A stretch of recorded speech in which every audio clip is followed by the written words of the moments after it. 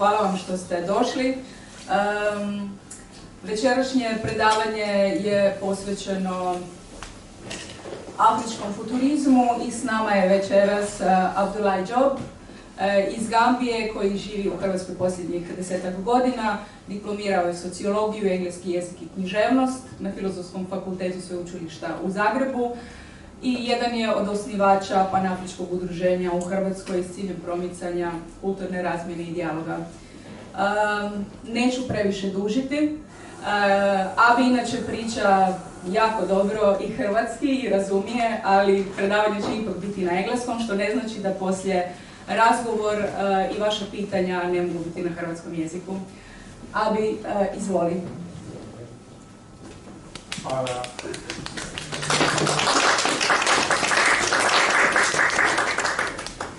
Dobro večer svima. Ja sam Abdoulie Jobe ili Abi. Kao što je Karolina rekla, živim tu u Zagrebu već 11 godine. Završio sociologiju, engleski jezik i književnost i da, znam hrvatski. Ali danas ćemo predstaviti na engleskom da mi nam bude lakše i za one koji ne pričaju kao svakodnevno engleski, možemo zajedno vježbati. Good evening, everyone. My name is Abdoulie Jobe, originally from the Gambia, West Africa. Can you hear me?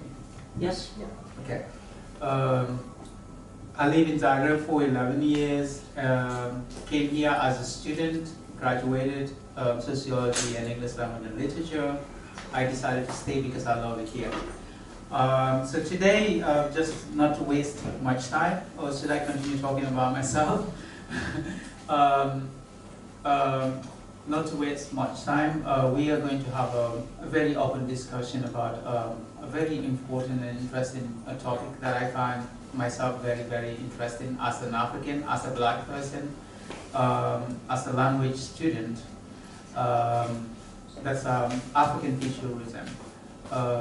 So African futurism is a very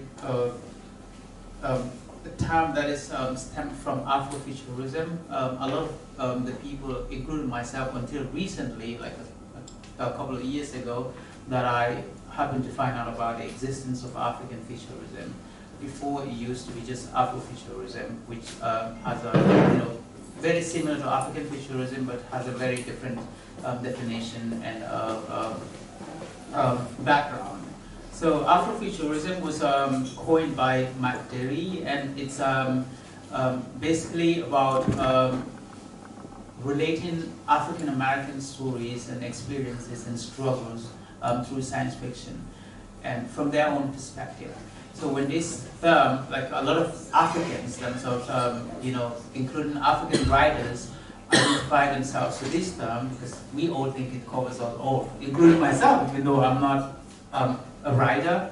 But when I first encountered the term, I thought, yeah, this was it. This is what we needed in science fiction: a representation that we can see ourselves in. We can feel our experiences. But then, some reason, the African experience, throughout science fiction or the existence of science fiction, although Africa is not new, and the genre itself, but there's a very huge lack of adequate explanation about African experiences or black African experiences, as I say.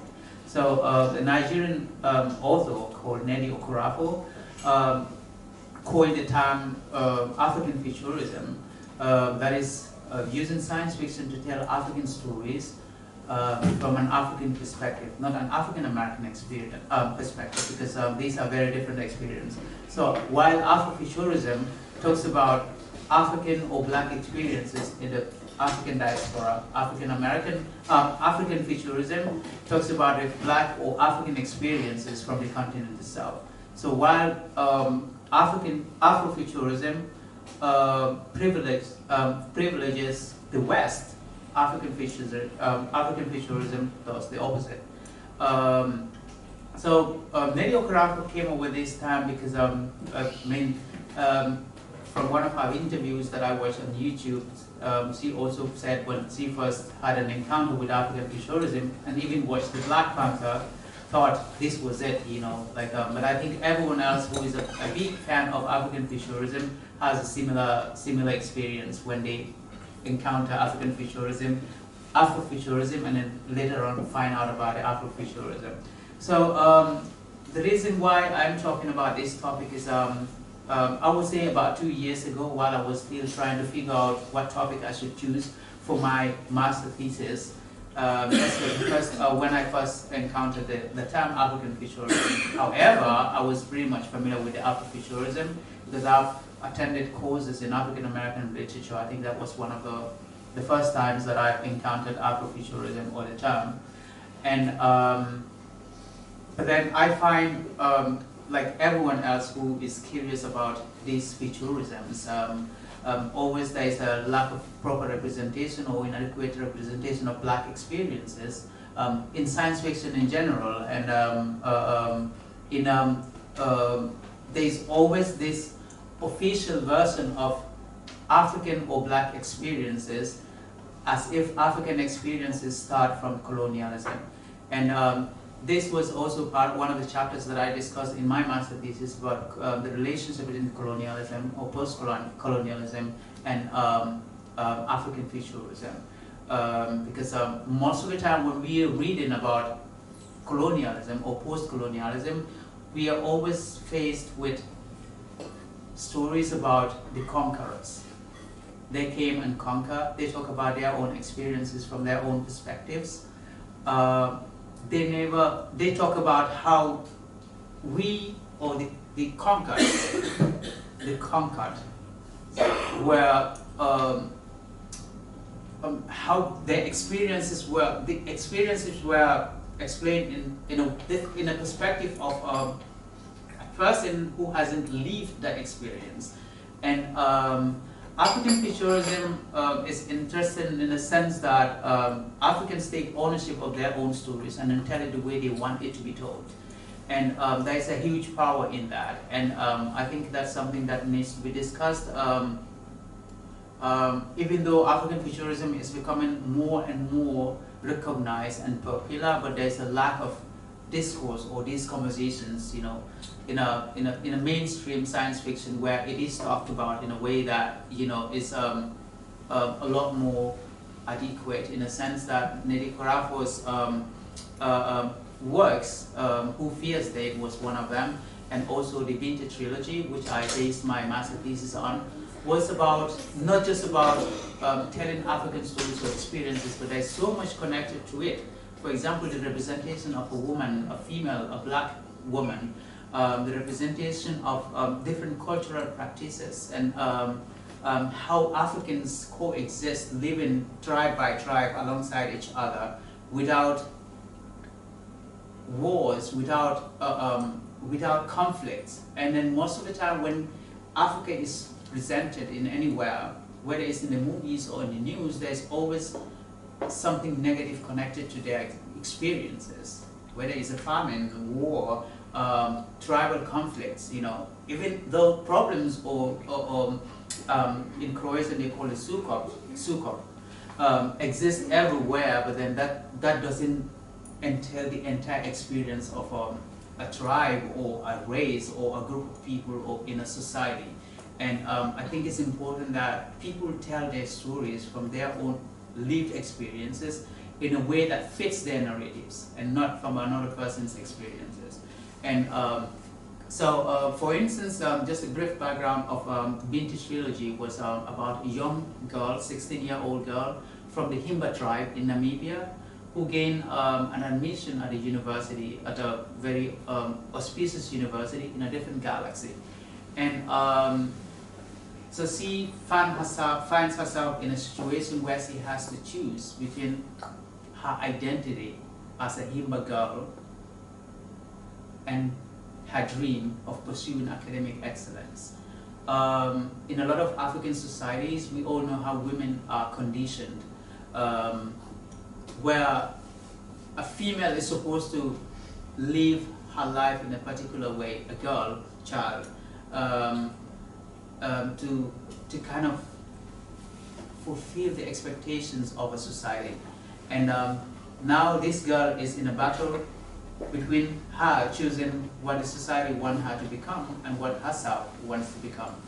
Should she run away and then go to the University, which is in another galaxy, to study mathematics, or to stay so she can fulfill her prospects of getting married, you know, a dream come true, because that is a very important part of her culture. So she decides to leave, like you know, late at night and without informing anyone, and then just take a shuttle and go to the university to study. And one of the interesting facts that happens in the University is the topic of post and transhumanism also comes to play. That is, you know, the differences between these two. Like on the planet here, where Binti is the name of the character they use, there is a huge existence of transhumanism, where humans are at the toppest level of the ladder, where, you know, there's nothing beyond human, like they're the supreme. Everything else is below humans. And then in the University, she faced different creatures, different beings, even trees, plants, insects, where everyone is treated equal. Everyone comes with a very special knowledge. And this does not only tell a story of a fantasy, but about a society where we live in, where people, in most of the cases, you know, are respected because of their specific statuses in a society, and not because they are humans, not because they're supposed to be respected. But then, so this was like Nnedi Okorafor conveying like experiences, African experiences, especially female experiences through science fiction by specifically choosing certain societal norms that are still existing in a lot of African societies, but are not, you know, in favor of the people that it's supposed to serve. And religious conflicts as well is one of the things that he also talks about in a book, where you have like, for instance, you know, even racism wasn't addressed, but tribalism was addressed, and religious conflicts between different religions, but also the beauty of living side by side with different belief systems. And one of the things I like about it is he kind of make a representation of religions by using numbers, just numbers. Number sevens, for instance. And I find it very interesting when I was making my research, because I found a particular number that I can find, like a lot of people can find in different religions. The number 7, for instance. The 7 commandments, the 7 greatest sins. The first surah of the Quran has 7 verses, Surah Al-Ikhlas. And when Muslims go to pilgrimage at Mecca, they circle around the Kaaba 7 times and then throw the 7 pebbles, you know. So this number 7, also Binti, it's very funny, like at the end of one of the books, Bintu dies. Sorry to to spoil it for you guys, but Bintu dies, and then her wish was to start to visit the planet Saturn, and then Saturn is 7th planet away from the Earth, if I'm correct, is it? So these representations, like, you have to be, you know, very much interested in science fiction, not just science fiction, but in the beauty of creativity, to be able to connect all these dots. And that's one of the things I find. I didn't know I could be that calm reading something and then be able to pinpoint and then even pick all these little symbolic things in a writing, in a work of art. And I find it quite impressive and interesting. And also leadership roles in an African society most of the time are always, you know, given to men. And then here Binti became like a bearer of a flag bearer, I should say. She broke the truce between she brokered the truce between 2 different tribes who have been in conflicts, and these tribes, in science fiction, they are actually like the Meduse tribe and then the Kush tribe. Kush tribe, in the book, from my own understanding or from what I can connected with, is the Arabs in Africa. The Kush tribes, because they Nedi Okarafo describes this tribe as light-skinned, dressed like Muslims, like in a white abayas, which would be probably the Arabs and then Muslim Arabs in mostly North Africa. But also there is the Himba tribe, and this is not prejudice. No, I'm looking for the right what you call it. The misconceptions that we have with people because we don't know, we don't live closer to them. So I use the term in sociology, habitus. The concept of habitus in sociology, when you have three different tribes who are in conflict with each other. And one of the reasons why they are in conflict with each other is because none of them is familiar with the other person's way of life or their culture. For instance, the Himba tribe have this tradition of smearing this red clay on their skin. Many people don't know why you do that. And so for those who don't know and decide or didn't bother to find out, consider them as deity. They call them they call them mud bearers, like they take shower in the mud. So some people can even like create this concept of like they smell like the clay smells like a cow dung. That is the shit from the cow. And then Binti was find herself in a position where she has to explain this, why we put this on our skin, why we put it in our hair, to protect themselves, you know, and also for them, water is very sacred, that they can use it for other purposes, but not to bathe, you know. So they can use the clay, which is Mother Nature, to smear on their skin. And also that's a very sacred thing because for them that is very godly. And which also takes us back to the beginning of life when God created man from, you know, clay. And so for them, her religion, she doesn't specify exactly what religion she's from, but it's like everything is connected to the, you know, Abrahamic religion, whether it's Judaism, Christianity, or Islam. And I find that, or even the traditional African religion, and I also forget to mention that in many African societies, a child is named on the 7th day after they were born. So 7 again, you know, comes to play. And I find all these little details very interesting. And what's the next one I wanted to talk about?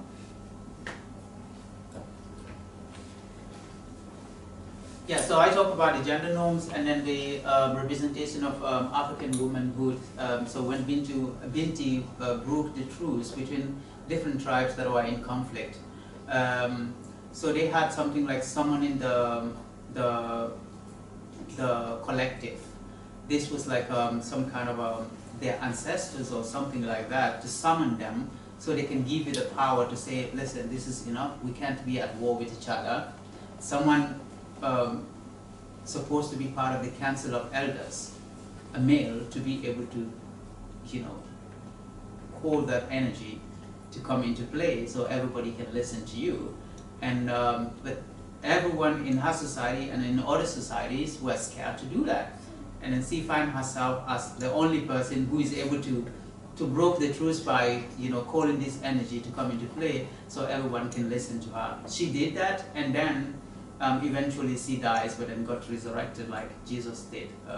No blasphemy intended here, but like on the 3rd day of her death, you know, she resurrected on her way to the planet Saturn, and which is also as a result of different hybrids that Binti has been created. Also, that talks a lot about our society. We live side by side, whether we are tribes or races. We intermarry, we get together, we coexist, and then sometimes children are conceived that can't identify themselves to specifically only one tribe. They belong to different tribes, or they can choose which tribes or race they belong to. So Binti finds herself as a child whose mom is from a different tribe and father from a different tribe, which gave her a specific certain look that most of the people in our society don't look like. And then also created some kind of a hybrid in her that gives her specific qualities or special qualities that not everyone has. For instance, she is gifted mathematically. So when she's mad or angry, she has like, she can call the current by just naming the number 5555, you know, so she kind of has some specific current in her that, you know, everything ceases to exist when she gets angry. And then the only way to calm herself down is to say 55555. In the book it's called treeing. So she has to go into tree, which is more like meditation, in order for her to calm herself down to become normal. And also on her way to the Umza University, when she got the scholarship, her ship got attacked by the Meduse tribe, which are like jellyfish-like creatures that attacked the ship and killed almost everyone on board the ship except her, because she uses this clay on her body. So traditionally, nobody leaves their land. Like, that's where all the Himba tribe, they all believe that you don't leave home. Once you leave, you don't come back. So she leaves, and she thought because of the clay on her skin, she was spared, but everyone else was killed. And then those that were killed were from different other tribes, not from her tribe. So she was the only Himba tribe, Himba girl on the spaceship. And but she got stung by the Meduse. So they have this, they're like these jellyfish-like creatures, and they have like, they call it tentacles. And then one of the tentacles sting her, and then she also become a hybrid of a Meduse. So now she can't die. She's immortal. I mean, she's mortal even though she dies later, but then got resurrected because there's a very strong presence of the microbes in her body from the jellyfish that kind of revives her again. And so also this hybrid of, you know, people embodying different qualities and talents, and also different characters based on their biological or genetic settings are also something that is discussed in the book. And one of the things that Nedi also uses science fiction to discuss was the traditional African practices, like the masquerade festivals, and where she defines in Nigerian society, for instance. She's I'm not sure if I mentioned this earlier, but she's a Nigerian American, and she mentions how masquerades are celebrated in different African societies, especially in the Yoruba tribe in Nigeria. And I, being somebody who is also like from a society where masquerade festivals are a very, very symbolic thing, kind of gives me a very different but similar definition of what masquerades are for. So using science fiction to talk about masquerade,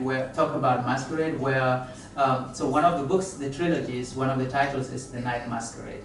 And the night masquerade is not supposed to be seen by a woman, again, for no reason, but then Binti happened to see the night masquerade. That gives her the power to summon the collective, you know, to be able to broker a truce between the tribes that were in conflict. And what is this telling us? That, okay, a lot of societies kind of subject women to different conditions, or conditioning them in different ways where their roles are being created for them. What they're supposed to be in a society is, especially in an African society, most of the time, is to be a child bearer or to be in the kitchen. And then, so it's interesting that Nedi also discusses the present day African problems or issues by using science fiction to address these issues. And you can only understand and then like have the aha moment when you read them, and then you're like, wait, this is not only a science fiction, this actually exists in my society up to today. And I find that very, very interesting, and using science fiction to discuss societal problems. So, you know, anyone that reads it would know this happens in my society if you've experienced it or seen it. And what a better way to discuss, or to even, because some of these topics are taboos that are not discussed in a normal African setting or society. People don't sit down and talk about them. So using your work as a science fiction writer or author to bring those topics on the table to be discussed, I think are very instrumental, but also pave a way for further discussions about especially things that are considered taboo or not discussed, or always put under the rug because they are considered undesirable, especially when they are something that are connected to the female gender. So that is also one of the. So I wanted to mention that too, and then.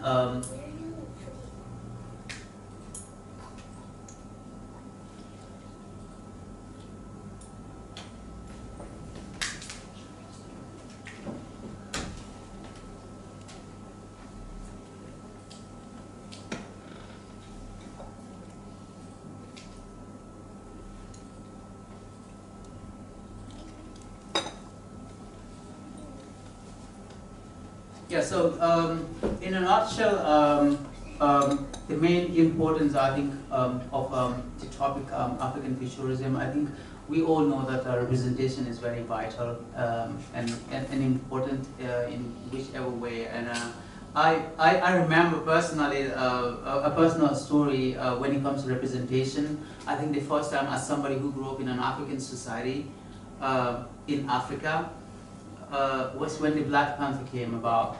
The movie Black Panther came in 2018, I think.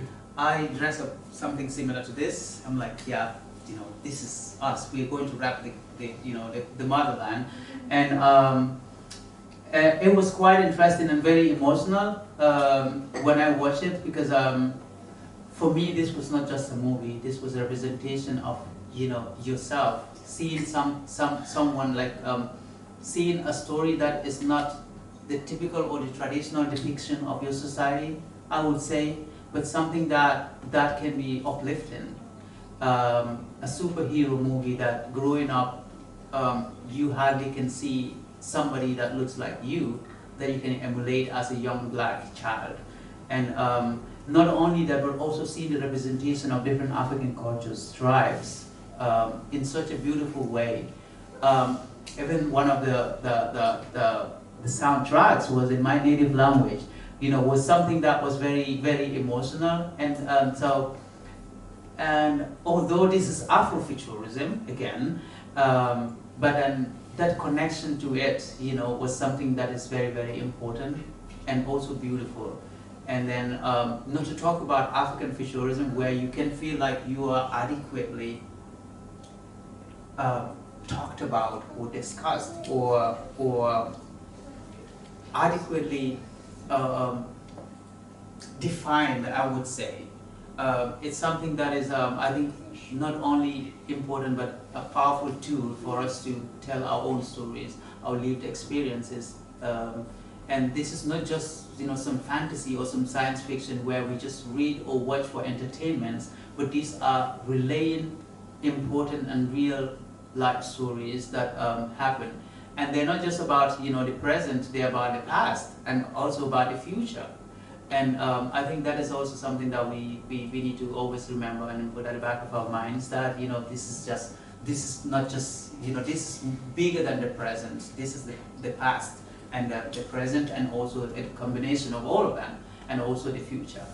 And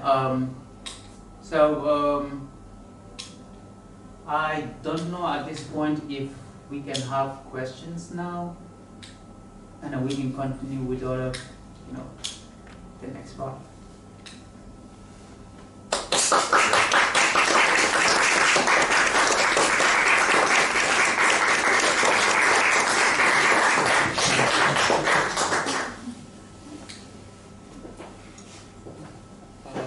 I'm just interested why the Black Panther movie. Why did you say that it's more like Afrofuturism and not African futurism? What's the distinction? I mean, I know you explained the distinction between African and Afrofuturism, but me, who maybe I'm ignorant in this topic, but it seemed that there's plenty of African there, so just because of that. Yeah, I mean, yeah, you're right. There's a plenty of African there, and there's a plenty of representation there.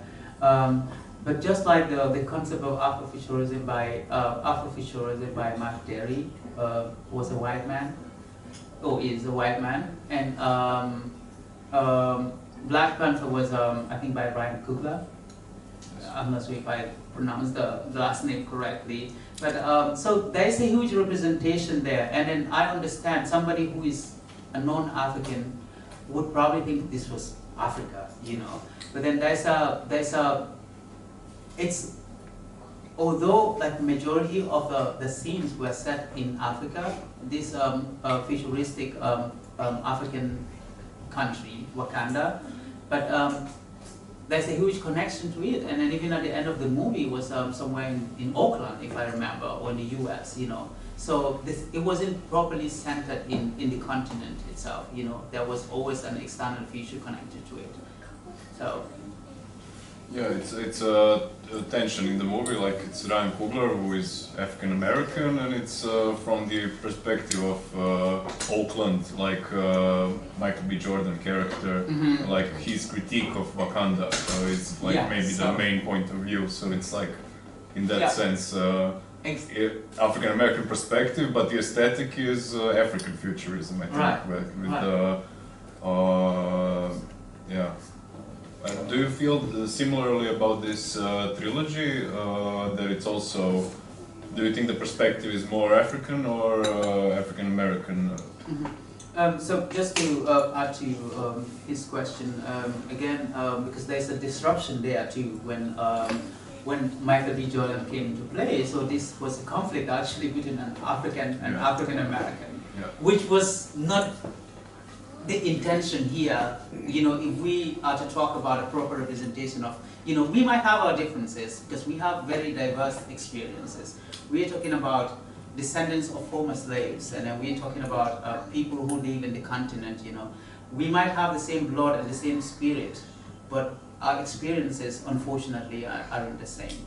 So it would have been great to kind of, I don't know, but maybe that's also like, that's a fact, because our experiences and the lack of understanding of each other's experience between us is still existing. So maybe it was, you know, the right way to put it, you know, in that way, so people can have understanding that, you know, we are always at conflict, you know, because I don't want to go into, you know, all those details, you know, but, you know, I've been told that we are more like accomplice to, you know, white people, Africans, you know, compared to African Americans. And then for the past couple of years, we have this repatriation program in the Gambia. I am from the Gambia, by the way, and where you have a lot of African Americans who thinks they might be probably from somewhere around the western part of Africa, either go to Ghana or to the Gambia to resettle there. And then we have like a huge number of African Americans who just feel like they might be Gambians, or their ancestors might come from the Gambia or around there. They settle there, buy lands and build. And then the conflict they start having with the natives or the locals is they kind of bring this lack of understanding and compassion towards other race, different, but also you can't blame them because that's their experience. They've been living in an area where segregation was real. Racism was real. We didn't know what racism was. So them seeing tourists, Gambia being a tourist destination, white tourists, a lot of white tourists come, were more aggressive towards them than the locals. So they started going into conflict with the locals because they think the locals are way too friendly towards white people. Yeah. Do you have any other examples of the cultural difference? Between African Americans? Yeah, between the African Americans who came to resettle and the locals. Oh, the cultural differences is, yeah, there is a... Like a weird situation. Yeah, a weird situation. For instance, okay, in Gambia, like I said, like everyone, like most of African countries, it's normal. Like one of my friends here is from Zimbabwe, and her country is very normal for whites and blacks to coexist, to live together. And like I remember I asked her a few questions because in my country it's not like that. It's all black community. So I'm like, how is your experience with racism? Was it something that you were exposed to as a child, you know, from a very young age, or even the time not the experience, but the term itself, because I wasn't. And I was interested to know her point of view concerning that. And but not also in Gambia, one of the problems we also have is they feel like they're entitled to so much freedom. For instance, it's illegal in the Gambia to record somebody without their consent. So they would see, like, so in Gambia, like, you have a lot of, so Gambia is around 90% Muslim, but we have intermarriages between Muslims and Christians. When it's Christmas, you think the whole country are Christian. So we are that open towards all the different beliefs or even cultures. And it's very common in the Gambia to see like interracial marriages. Just like in the United States, you have it there too. But then, for instance, my friend Mario has been to Gambia twice. Like, let's say I have 2 kids and Mario just happened to take 2 of my kids to the supermarket to buy them gifts. And then an African American would see them, like a white man, a grown white man with 2 little kids, black kids, started recording them and then calling them a pedophile or something like that, without knowing the background story. So we had the problems there that we even, no, I don't want to. Like, we created a name for them, you know, which is not supposed to be. I think it would have been beautiful welcoming our cousins back home and then coexist peacefully and then be able to have the beautiful experience that they've never had because it was stolen away from them or they were forcefully taken away from us. It would have been beautiful for us to have that collective experience together and not to have these different experiences. But also I think it's a beauty of diversity, that we grow up in different backgrounds just like you and I, and we just have to accept that we are different and then love the beauty of that and then leave. You ask a question. Yes, about the trilogy. Similar thing with Black Panther. How do you feel like the ratio between the African American perspective and the African perspective in the book? I think the trilogy, I felt connected more, even though like watching the movie, the Black Panther can be more real, and then emotional wise, you know, you feel more connected to it by the visuals. I can say the visual representation of it, but then the trilogy is centered in Africa. It never left the continent. So that was a lot more authentic to me. But the author is in America. Yeah, it's in America. Yeah. It's a Nigerian American. Yeah, but you can feel that. You can feel all this description or race or inclination in the while you're reading the work. So I would say this is more probably inclined to the continent. Yeah. So I don't personally feel that. You know, I feel like this is something that I should have read when I was quite young. Yeah. Is there some specific country in Africa that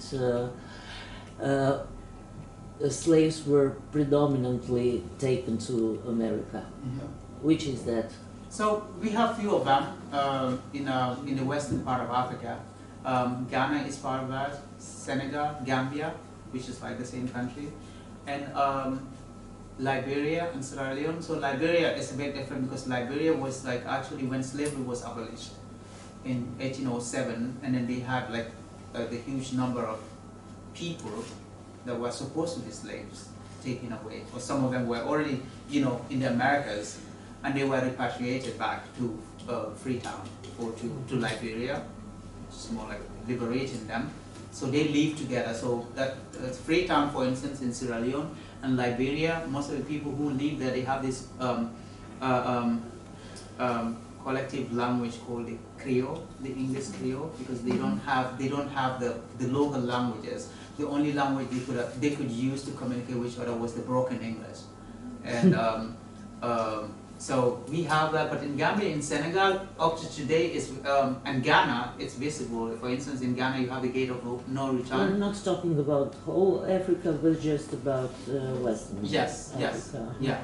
And there is none country in Africa that was spared of. In Africa? Yeah. Oh, actually, I think it was because I don't think some certain parts of Africa, when it comes to, when we're talking about the transatlantic slave trade, majority of the countries that were affected are actually from the coastal part, you know, the coastal, mostly around the western not part of from Africa. the central part, but the two. Yes. Yeah. At least that's what my knowledge, you know. Yeah, it's logical. Yeah, the central part was traumatized, victimized during the colonial era, later. Like it wasn't part of the slave trade, but of the colonization process. So it's a different history. Right. And also the colonialism and then religious introduction of, you know, different religions, Islam, for instance. Yes, that was even earlier Yes. all over, but including Western Africa. But with maybe it's a dumb idea, but the numerology numbers in religion, it made me think of. I think is that an American version of Islam numerology 12 or Shia? It reminded me of like in K-pop music. It's a popular sect of Islam, which maybe like made me think of how much of African American representation is there in the trilogy or ideas. But maybe it's not distinctive to African American experience, but it was just an association I had. If you maybe caught it, I'm not sure. What's it called? I can Google. But yeah, the numbers made me think of that. Like the numbers? Yeah, like what's it called? I will Google and I will report. But any questions? So thinking about such topics and conversations that we're having, like they can make people sometimes uncomfortable, even though they're very important to have. And it's really good that we're having these discussions and you're reviewing the book and letting us know a bit more about the importance of Afrofuturism and all of that. But I just wanted to know from your perspective, like, which part of the book made you the most uncomfortable? Like, which themes were like, yeah, that you felt like, whew, okay. Yeah. So even though the book, you know, has a female character, like the main character, but there's so much that I kind of, you know, have this moments where I'm like, this was me. That was living home, and your family not ready for your departure. You know, so this has always been my dream that one day, I always knew that one day I'm going to leave somewhere else and study. And I thought or expected my mom would be ready for that. My grandmom was zero ready. My mom was like halfway ready, because like she was like, when are you going to come back? And then also because we had this history in our family that men usually don't come back. You know, so I had that, you know, those moments. And then I remember also coming here. So one of the things that was discussed, but it's actually like you have to be very, very mindful when you're reading to notice that was depression. You know, being away from home. And then she faces a lot of moments where she was angry for no reason because she thought her running away from home, she was wrong, very wrong for running away from home and pursuing her dream. So she thought she was not clean. And actually the reason why she went back home was to go and perform something called a pilgrimage, where she needed to cleanse herself because she thought her source of anger was coming from that. That she's a woman, she ran away from home, and a woman don't leave the Himba tribe, like you don't leave the society. So one of the things I also experienced living in the Croatian society was loneliness, being away from family. And at some point when I have those moments where I feel completely depressed, I think none of my friends here in Croatia, although I have a lot of them, really good ones, can help me because they wouldn't understand. Like the only way I can heal myself is to go home and then come back again.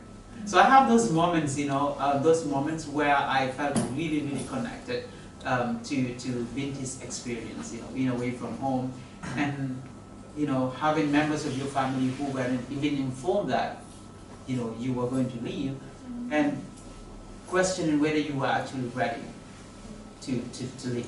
And not only that, but also this feeling of being trapped. you know, I'm scared to go back home. I think one of the reasons for why I stayed after graduating is like, my life would never be the same again. Living here for 11 years is not 11 months. And going back, there's so much that I need to relearn and unlearn. And I feel like I will start life from fresh. Don't judge me wrong, home is always going to be home. But then having to go through all those reverse culture shocks again, it's something that is really, really, really uncomfortable. And I think a lot of people decide to stay, especially when they find peace in that society, because of, you know, not wanting to experience those things again. I'm sorry, I'm not familiar with your path, but you left home and then went back home every now and then? Yeah, every now and then, yeah. Oh, okay. Yeah. Okay. So now your family is used to that? They used to that, yeah. Okay. And then when my first trip, when I'm like, you see? Because my grandma was like, you're never going to come back. And I'm like, you see? Yeah. So she always like connect my case to one of my uncles who came the first time. He also left to study. And the first time he visited home after leaving was 10 years later. But then that was so painful for them because this was in the 70s. There was no telephones. I remember even when I was young, like a toddler, I remember when he would record these cassette recorders, you know, and send them when somebody's coming home, and they would play that for my grandfather and my grandma to listen to his voice. They didn't even have telephones then. And so I think my grandma was probably traumatized, you know, by those experiences. So when I came back home after 1 year, 6 months, and I'm like, you see, I'm here. So, yeah. So my question is, where do you see African futurism in future? And connected to that question, what do you think about challenges about losing identity of African nations or tribes because of West influence? So African futurism in the future, I feel like it is still a popular genre or subgenre, I should say, but the discourse or the topics or discussions about it is not that popular. And a lot of people need to, especially African writers, need to get into it, you know, to kind of expose the idea and the topic. I think there's so much in the African society that can be talked about by using the genre and also science fiction to discuss real life experiences and then speak about your experiences, our stories from our own perspective, like owning that, you know, I think is something that is very powerful. But from my personal, like, to your question, my personal opinion is it's not there yet. It's not at a point where it's super popular. And then if you ask me about my continent, because I remember a few of my friends from the Gambia that I talked to who are in the field of academics, I talked to didn't even know what the term was. Some of them were familiar with Afrofuturism, not African futurism. Some of them were not familiar with it. You know, none of it at all. So I think it needs a lot more exposure. Discussions needs to take place, not even only in the continent, but even outside the continent, in every society where Africans or black people live. I think, you know, to make people understand these concepts and then, you know, tools as a way of conveying information or talking about our experiences. I think there's a hope that it is going to be, you know, a lot more popular in the near future. And coming to your second question about the future of the African identity, you mean? Yes. Challenges. Yes. Challenges. Yes. Challenges? Yes, to keep identity. Yeah. That's challenges, Kevin? To save identity yeah. and languages and all that. I think it also depends. I think it all goes to like educating the society. When I say the society, I'm talking about the African society. Like identity is a very important part, you know, of who we are. You don't realize that maybe when you live around everyone that looks like you, but then once you step outside of society and then live in a more diverse society, you notice the first thing about you, that's what you notice, that you're different. So you have a specific identity and not everyone has that. And how do you utilize that to inform people around you you know, are you like what I'm doing right now, talking about my culture, my experience, from my own perspective, you know, it's one of the things I'm using my identity as an African, as a Gambian, to do that. And I think that's important, and it's also a powerful way of, you know, storytelling in an authentic way. Because I feel like in a lot of Western societies, people tend to easily believe in what they've read or seen or watched, and that makes them even kind of disregard the presence of people like us in front of them, to be close to and ask questions. Like, I personally keep telling people that no question is inappropriate for me, as long as the intention is to gain knowledge, you know. And I think our presence should also be used as an opportunity to kind of enlighten ourselves, enlighten our friends, and then that also put us in a situation where we have to, like, when we are challenged with different questions that we don't know the answers to, puts us in a situation where we have to go back and make research and be able to give accurate information or answers to that question. So about the future of, it all depends, like I said, educating the population. I think that's the most important thing. Once you do that, then people become a lot more aware of who they are as individuals, their differences, and then always connect, you know, something positive to it, and not only negative or being inferior to, you know, to others. Are the media developed because this is a way? When you say media, it also depends. I think, you know, in the continent, the greater work needs to be done there than outside the continent.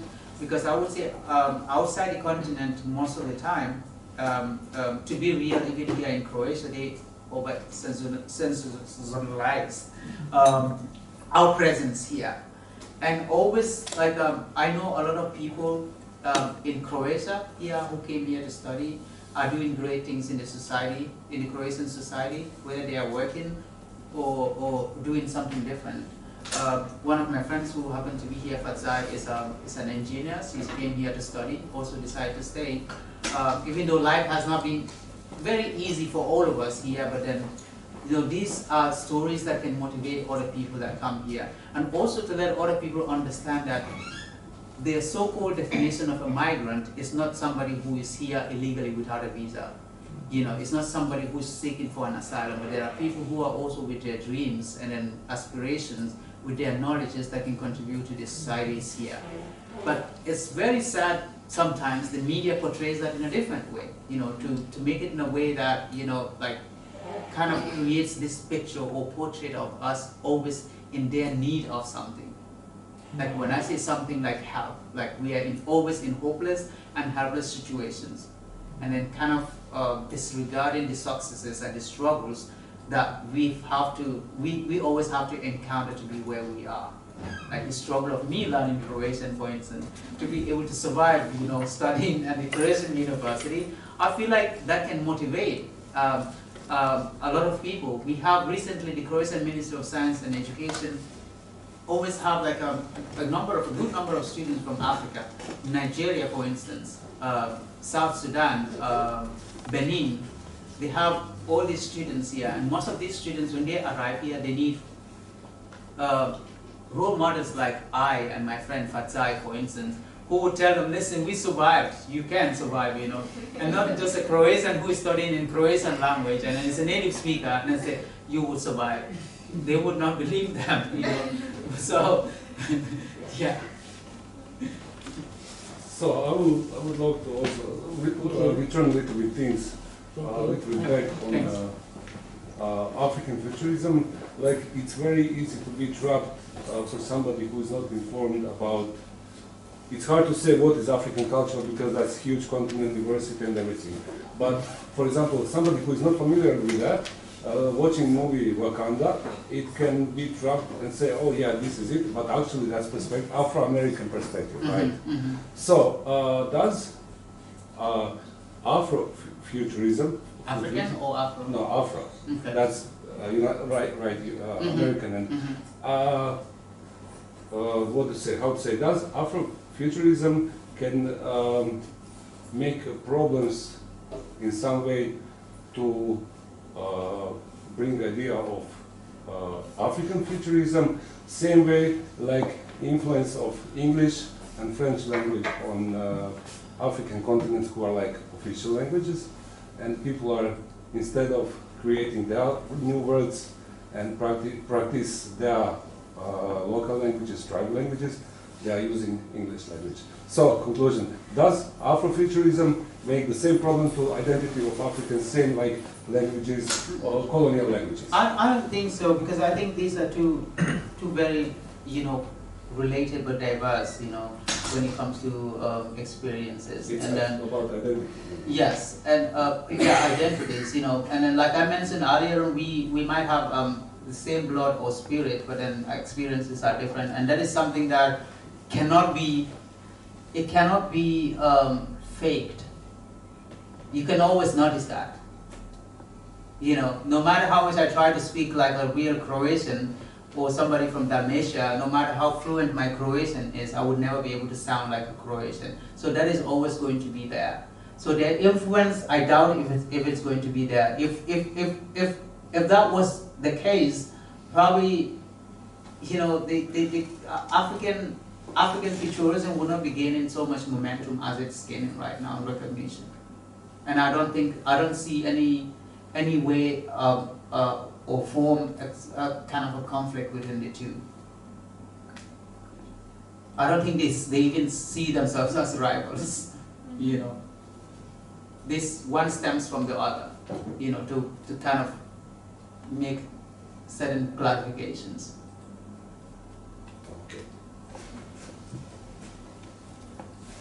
I think we can